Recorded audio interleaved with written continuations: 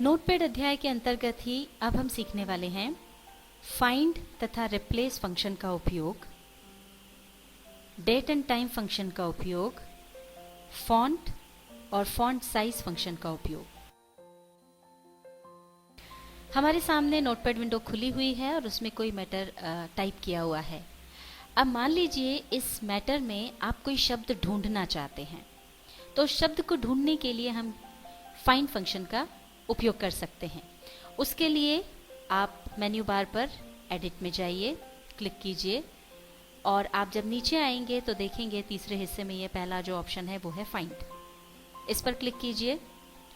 अब चूंकि ये जो डायलॉग बॉक्स है या ये जो हमारा बॉक्स है ये ढक रहा है हमारे मैटर को, तो इसको ऐसी जगह ले आएं जिससे कि हम हमारा मैटर भी देख पाएं।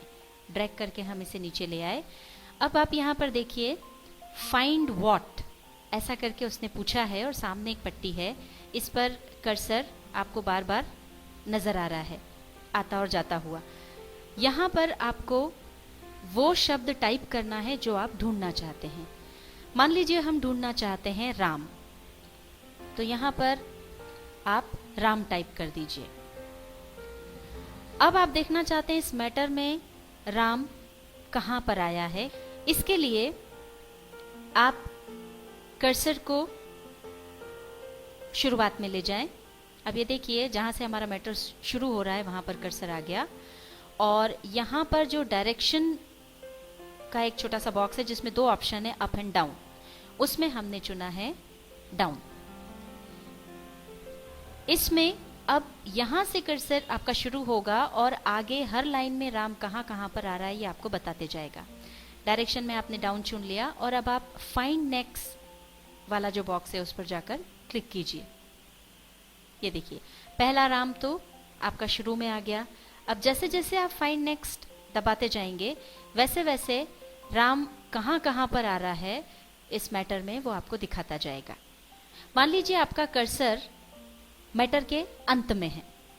अगर मैटर के अंत में आपका कर्सर है और आप डाउन ऑप्शन चूज करते हैं, फिर अगर आप फाइंड नेक्स्ट पर जाएंगे तो ये आपको कुछ भी नहीं बताएगा। और ये यहाँ पर आप देख रहे हैं एक छोटा सा बॉक्स आ गया जो कह रहा है कैन नॉट फाइंड राम। इसके लिए ये ध्यान रखें अगर आपका कर्सर मैटर के अंत में है तो आपको डायरेक्शन चुनना होगी अप। अप डायरेक्शन चुनने पर अब इससे इस तरफ आपका कर्सर आगे बढ़ता जाएगा और वो यहाँ से राम ढूंढना शुरू करेगा, नीचे से ऊपर की ओर राम ढूंढना शुरू करेगा।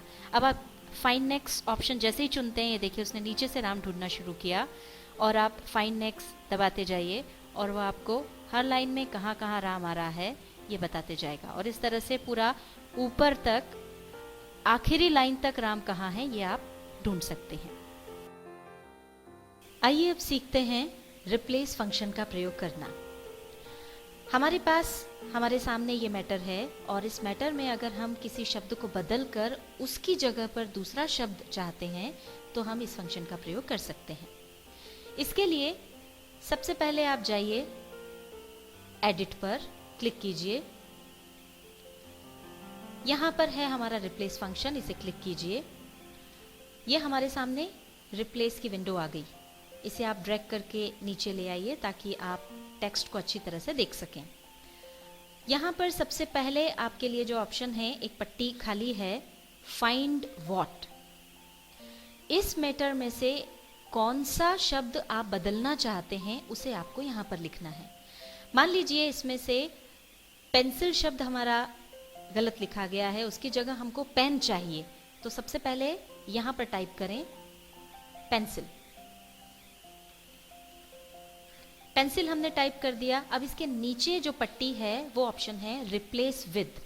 यहाँ पर आपको वो शब्द लिखना है जिससे कि आप इस वर्ड को रिप्लेस करना चाहते हैं। पेंसिल की जगह जो शब्द आपको चाहिए वो आपको यहाँ लिखना है।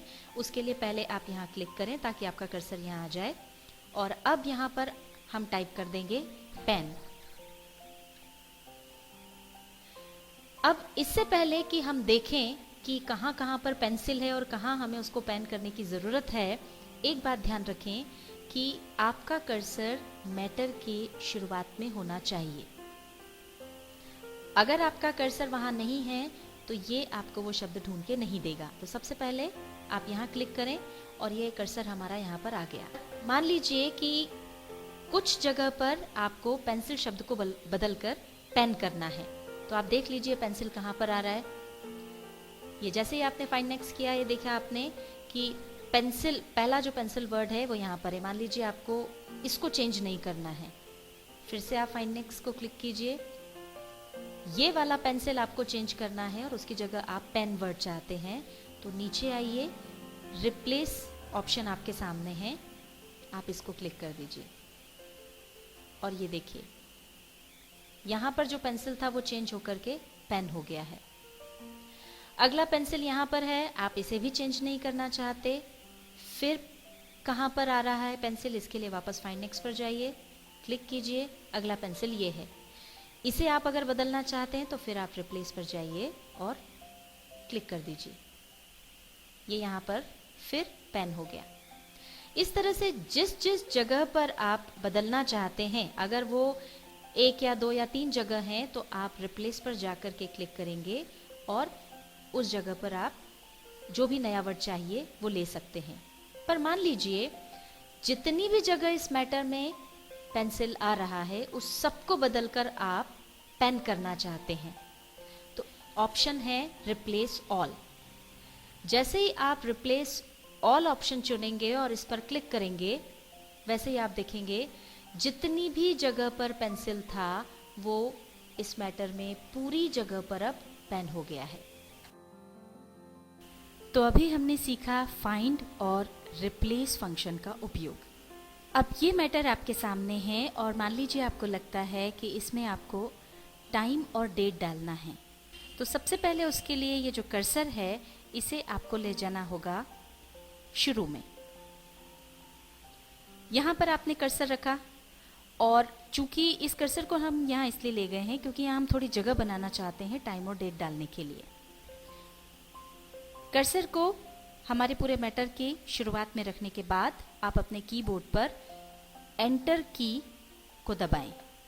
ये देखिए जगह आ गई। अगर आपको लग रहा है कि आपको थोड़े और ज़्यादा स्पेस की ज़रूरत है तो आप एक बार और एंटर की को दबा दें।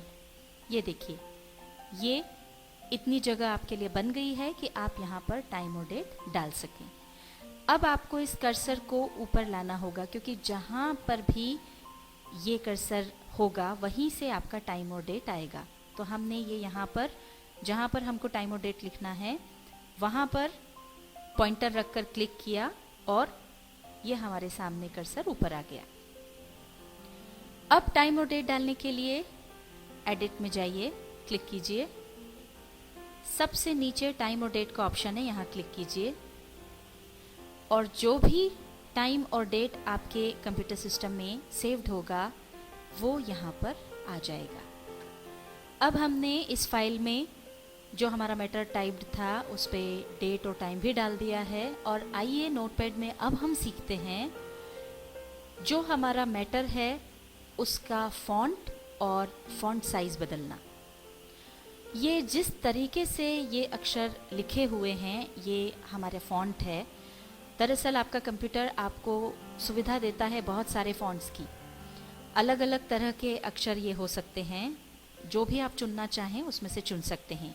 किस तरह से फॉन्ट बदला जाए और किस तरह से इन अक्षरों का आकार बदला जाए ये हम देखते हैं। इसके लिए सबसे पहले जाएं फॉर्मेट पर, क्लिक करें। अब आप यहाँ देखेंगे नीचे की तरफ एक ऑप्शन है फॉन्ट, इस पर क्लिक करें। एक विंडो खुल गई है फॉन्ट की। यह हमारे टेक्स्ट को ढक रही है इसलिए हम इसे नीचे ले आएंगे। अब इसमें 3 अलग अलग भाग हैं। सबसे पहला जो है वो है फॉन्ट्स का। जो फॉन्ट हमारे इस मैटर को टाइप करने में हमने यूज़ किया है, जिस तरह के अक्षर ये आपको दिख रहे हैं, इसको कहते हैं टाइम्स न्यू रोमन। और जो भी आप फॉन्ट यूज़ करेंगे या चुनेंगे, कैसा वो आपको दिखने वाला है वो यहाँ इस सैंपल के लिए एक ये जो छोटा सा बॉक्स बना हुआ है उसके अंदर आपको दिख जाएगा। बड़ा अक्षर कैसा दिखेगा, छोटा अक्षर कैसा दिखेगा, ये दोनों आप यहाँ देख सकते हैं। मान लीजिए अब आप इसे बदलना चाहते हैं तो पहले यहाँ से इस लिस्ट से आप चुन लें कि कौन सी फॉन्ट आप चुनना चाहते हैं। सारी फॉन्ट आप देखने के लिए स्क्रॉल बार से आप इसे ऊपर या नीचे करके सारी लिस्ट को देख सकते हैं, या फिर दूसरा तरीका आपके पास है कि ये जो एरो बना हुआ है नीचे की तरफ, इस पर क्लिक करते जाएं। जैसे जैसे आप क्लिक करेंगे हर बार एक एक फॉन्ट आगे बढ़ता जाएगा। और अगर आप इसे जल्दी देखना चाहते हैं तो अपने पॉइंटर को इस पर रखकर लेफ्ट बटन दबा कर रखें और आप देखेंगे पूरी लिस्ट आपकी आंखों के सामने से गुजरती जाएगी। और जो फॉन्ट आपको चाहिए वहां रोक कर और फिर उसे चुन करके आप देख सकते हैं। मान लीजिए हमने एरियल फॉन्ट चुना। हम दूसरे लिस्ट पर आते हैं। ये है फॉन्ट स्टाइल। इसमें आप देखेंगे कि यहाँ पर 4 फॉन्ट स्टाइल्स आपको दिए हुए हैं। पहला है रेगुलर। रेगुलर में आपको नॉर्मल तरीके से आपके अक्षर दिखाई देंगे। अगर आप इसे इटैलिक करते हैं तो इटैलिक में ये जो अक्षर हैं वो थोड़े से तिरछे हो जाते हैं। जब आप इसे बोल्ड करेंगे तो आपके जो अक्षर हैं वो थोड़े गाढ़े आपको नज़र आएंगे। और अगर आप बोल्ड इटैलिक चुनते हैं तो वो थोड़े तिरछे भी होंगे और थोड़े बोल्ड भी होंगे, थोड़े गाढ़े अक्षर भी होंगे। मान लीजिए हमने चुना बोल्ड इटैलिक और अब हम जाते हैं साइज वाली लिस्ट पर। यहाँ पर आपको विभिन्न साइज दिए हुए हैं कि आपके अक्षर में आप जोन सा भी साइज चुनना चाहते हैं वो ले सकते हैं।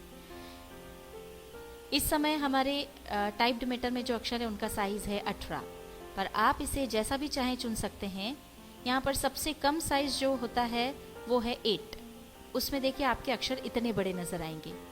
और जो सबसे बड़ा साइज है, अधिकतम जो साइज है वो है 72। अगर आप इसको चुनते हैं तो आपके अक्षर काफ़ी बड़े हो जाएंगे। अब इसमें से आप अपना मनचाहा आकार चुन लें। मान लीजिए हम चाहते हैं हमारा जो फॉन्ट साइज है वो हम चाहते हैं 16। हमने 16 को सिलेक्ट किया और अब जो हमने फॉन्ट चुना है एरियल, फॉन्ट स्टाइल है हमारी बोल्ड इटैलिक और साइज हमने चुना है 16। अब हमारे इस पूरे मैटर को हमने जो नया चुनाव किया है उसमें देखना चाहते हैं तो आप जाकर के ओके पर क्लिक कर दीजिए। अब ये देखिए हमारा फॉन्ट साइज बदल गया और इटैलिक में सारे अक्षर आ गए हैं और इसी के साथ फॉन्ट भी हमारा चेंज हो गया है। नोटपैड अध्याय के इस भाग के अंतर्गत हमने सीखा फाइंड तथा रिप्लेस फंक्शन का उपयोग करना, डेट और टाइम फंक्शन का उपयोग करना और फॉन्ट और फॉन्ट साइज फंक्शन का उपयोग करना।